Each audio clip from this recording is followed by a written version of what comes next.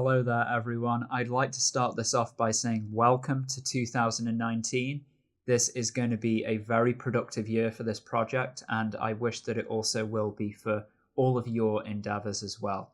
So, 2 years in, and I think that we've done a really great job at laying our foundations using the topics of primitive peoples, psychoses, and analytical psychology as our main reference points. I think that by now, most people who followed this project for a while will have quite a good idea of where this project's sentiments lie with regards to how we interpret human beings and how it interprets phenomena that extends from the life of human beings, such as art. And in this year, we're going to be dealing majoritively with subject matter that pertains to auditory and visual hallucinations, bicameral theory, and I also want to try to restore some lost integrity to the irrational life of the psyche. And to kick things off, we're going to start that by assessing a very well-known yet very little understood condition in the way of Tourette's syndrome. And I want to do this because I think that this condition throws up some really fascinating implications about what kind of animal a human actually is. And I'll go into what I mean by that as the video progresses, but for now we'll just say that when people think of conditions like Tourette's, we often tend to abstract these things away from ourselves as being like abnormalities or viruses that aren't supposed to be in a optimal human being, shall we say.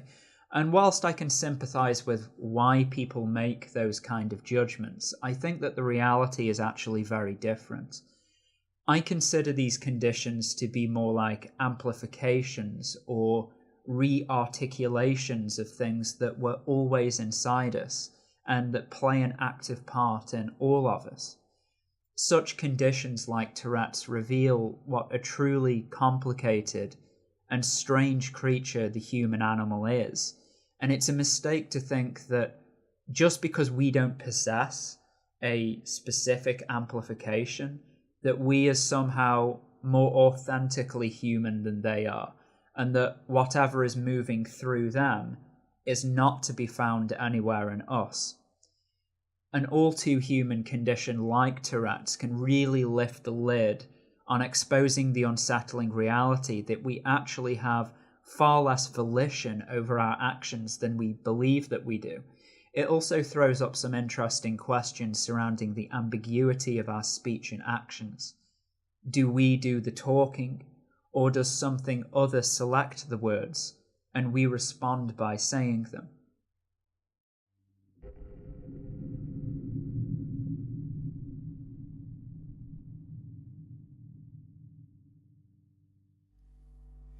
So let's start things off by giving a concise description of what Tourette's actually is before we proceed on to consider some of its deeper implications. Tourette's syndrome is a condition that's found universally across the world. We even have records of it stretching back to the days of ancient Greece. However, the condition wasn't properly formalized until the 19th century when Georges Gilles de la Tourette, who was a close friend of Sigmund Freud, gave it a working definition. Tourette's is characterized by a family of explicit compulsions in action and speech that arise independently of one's personal volition. It can also include mimicry, whereby another person's speech or behavior is impulsively imitated. These are called echolalia and echopraxia, respectively. An individual with Tourette's might also reflex off the environment, making random lunging gestures towards certain objects or picking them up and sniffing them compulsively, for example. There's also another really interesting characteristic that I found out when researching this, whereby some individuals are given over to making styles of gesture or commentary that lie beyond the norm of their regular personality. And it's this otherness that I find quite interesting about Tourette's and how it speaks to what some people have described as an alien will. This notion that there are forces within the psyche that can shape and influence human behavior, and that in hindsight can appear to the conscious mind to have a life and volition all of their own.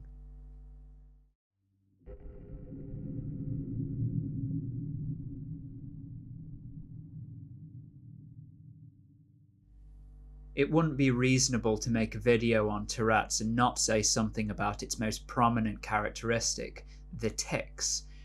Tics are the name given to the compulsive gestures and utterances, and as I briefly mentioned before, they can take on many forms. One of the most obvious ones is the compulsion to swear, which can be highly amusing or embarrassing depending on your point of view of things.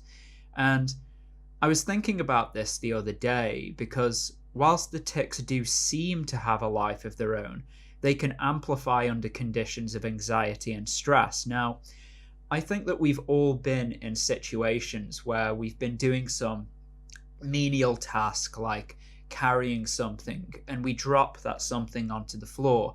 It might have been a box containing items or some groceries. And upon experiencing the calamity of that event, we shout an expletive. And the underlying reason why we swear in stressful conditions is because swearing has a cathartic effect that helps us regulate our response to stress. As soon as we utter the word, we release an outlet of tension, and then we can go on about trying to rectify that issue. So swearing is a way for us to regulate our response to stress. Now, someone with Tourette's might shout regardless of whether something's gone wrong for them or not.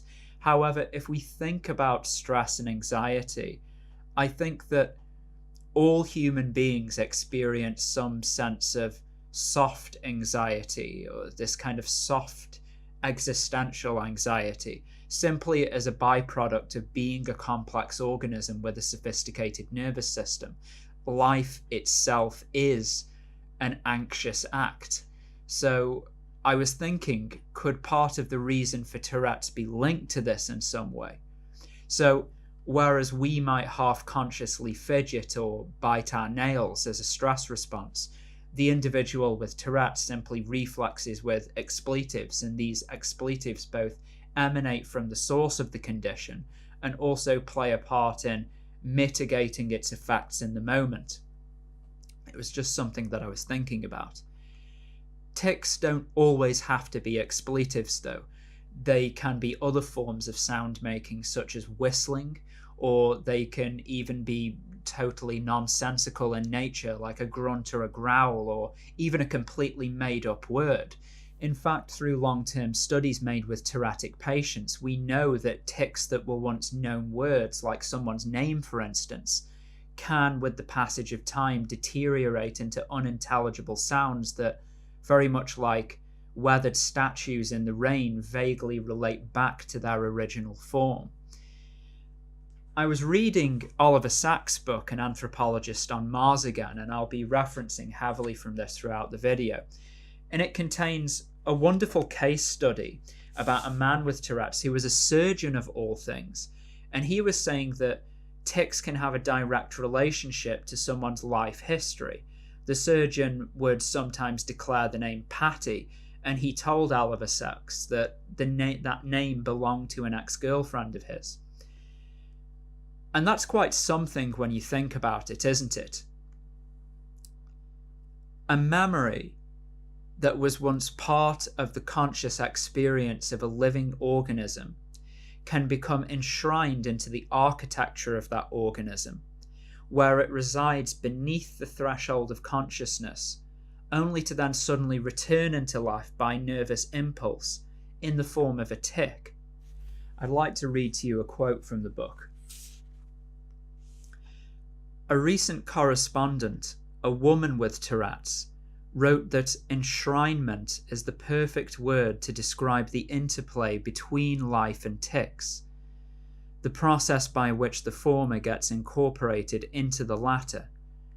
It is almost as if the Tourettic body becomes an expressive archive, albeit jumbled, of one's life experience.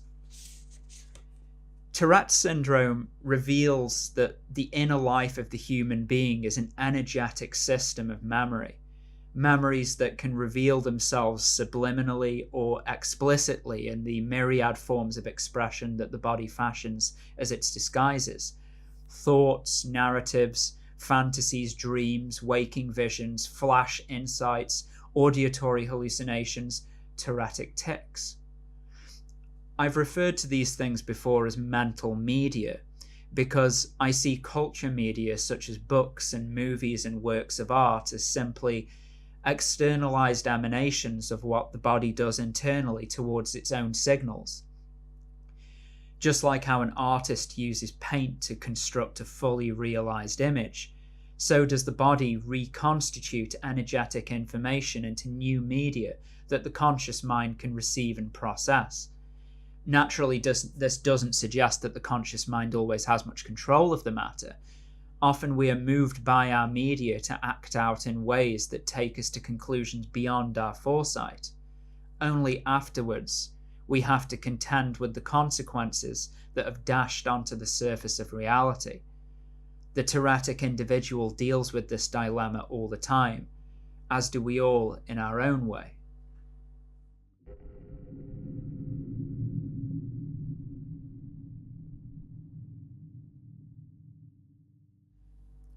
So now that we've said something about the nature of the tics themselves, where do these tics come from? What's the real source? Well, let's listen to what the Tourettic surgeon in Sachs' book has to say about it.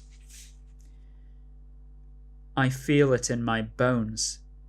I think it is something primal, pre-human, maybe something that all of us, without knowing it, have in us. But Tourette's releases these primitive behaviors. This is certainly an interesting theory. It complements what Jung was saying about autochthonous expressions in dreams and schizophrenia.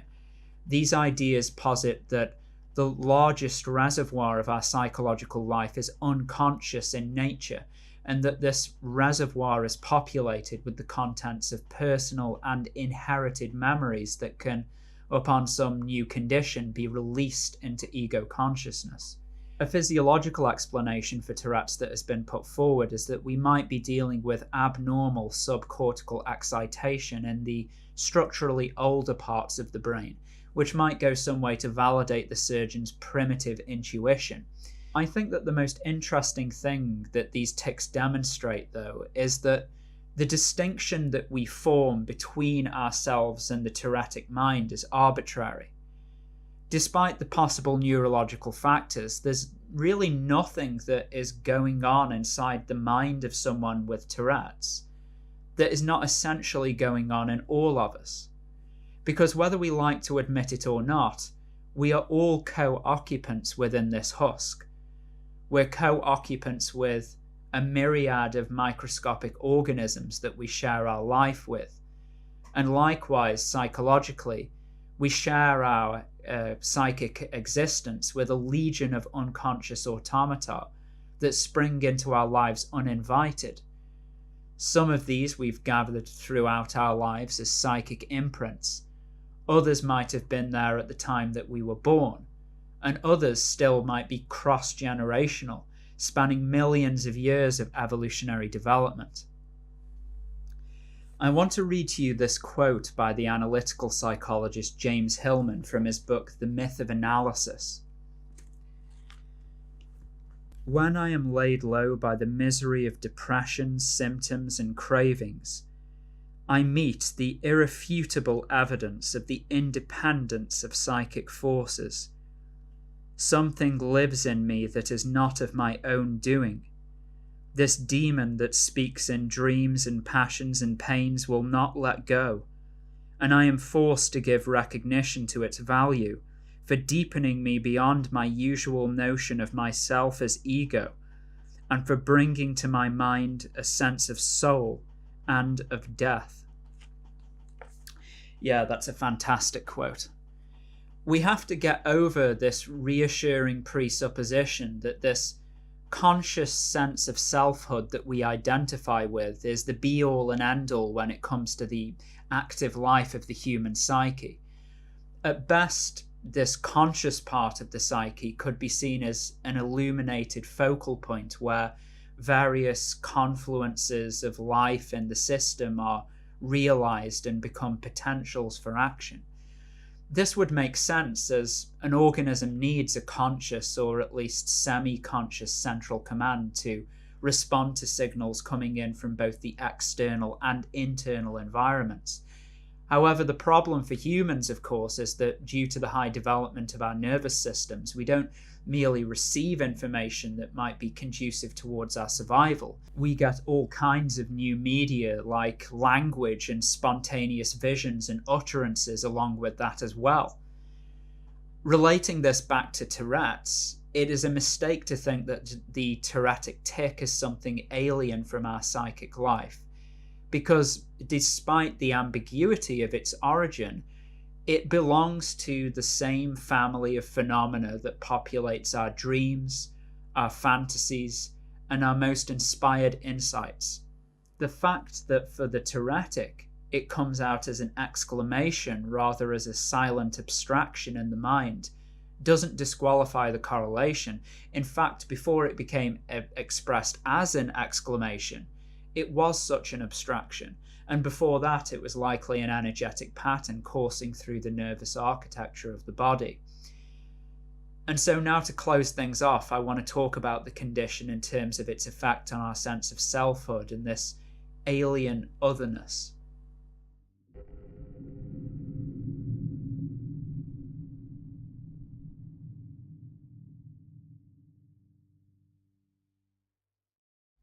If Tourette's can be seen as pointing towards something other, or at the very least gets categorized by the conscious mind as being like an other, then it's worth considering this a bit deeper if we're going to really get a grasp on what the condition is insinuating. We have many images from both the cultural and scientific record that point to people being overcome by unseen forces that disengage them from their own autonomy and temporarily take ownership of their personal faculties. Think about films like The Exorcist, or one of my favourite films with Isabelle Adjani titled Possession, where a demonic force occupies the body of a young woman. The malevolent presence sees through her eyes, it speaks through her tongue and limbs, and yet the ordinary identity of that person can only stand by helplessly and watch as what she thought was her body and her language act out without her. It's always seemed short-sighted to me when people dismiss creative depictions like this as merely byproducts of human imagination or superstitious intrigue, because much like James Hillman's demon that came to him in his lowest states, these religious archetypes often have a real psychological connection. In short, they are culture media mapped over mental media. And so, with all this being said, what effect does this have on their sense of self? Because even though I've gone out of my way to really try to drive this message that this casual consideration that we have of ourselves of being this unified solitary self is untenable, this presupposition does influence us into behaving as if this is the truth. And in doing so, when we hear about things like possession or alien wills in people with Tourette's, it's really hard for us to empathize with what that might be like, and more importantly, what the persistent experience of that perturbation has on the integrity of their sense of selfhood. Because for many real-world examples where people encounter this temporary loss of self-agency, the withering effect that this can have on one's feeling of personal agency and self-ownership is not a matter to be taken lightly. For whilst there are certain individuals who can learn to live with these conditions and make good of themselves, for many others, these effects are an existential curse that gnaw at the very foundations of their sense of being. Now, when we think about cases of a loss of self-ownership at the mental level, one thing that immediately springs to my mind is dissociation. However, what we hear about more in Tourette's is not so much a partition of wills, but rather a temporary overcoming of one's primary will by another force, like a passion or a rapture.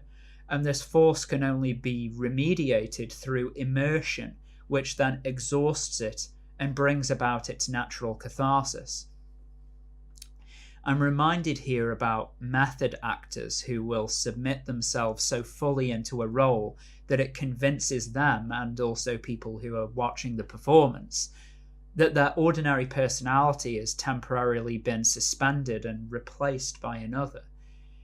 Here, the major elements of dissociation, immersion, and submission are in full effect, almost in complement to what happens when someone experiences a tic in Tourette's. For in that moment, the method actor and the Tourettic are in a completely different mode of being in the world, and that state has very little to do with this awake, alert, problem-solving state of consciousness that we qualify as our normal. I want to read to you another quote from the anthropologist from Mars, which I think speaks to this very nicely.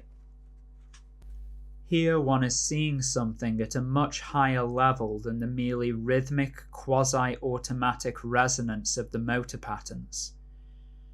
One is seeing a fundamental act of incarnation or personation, whereby the skills, the feelings, the entire neural engrams of another self are taking over in the brain, redefining the person, as long as the performance lasts. Such identity transformations occur in all of us as we move in the course of the day, from role to role, one persona to another, the parental to the professional to the political. But they are especially dramatic in those who move in and out of neurological or psychiatric syndromes, and in professional performers and actors. Tourette's syndrome is a fascinating condition with truly human import, because it demonstrates to us in its alien otherness the awkward companionship that the identity shares with the organic body and its psychic variants. And despite the persuasions and reassurances that we like to tell ourselves to maintain a consistent view of self, we will all at some point in our lives encounter the real fact of the matter, that we are not the singular authority within this frame, and that many of our most inspired thoughts and creative acts were not entirely of our own making. As I said at the beginning of this video, this one is going to serve as a novel introduction to some of the themes that we're going to be exploring throughout the year. Though for now, I'd just like to say thank you very much for watching again, and as usual, I'll see you again.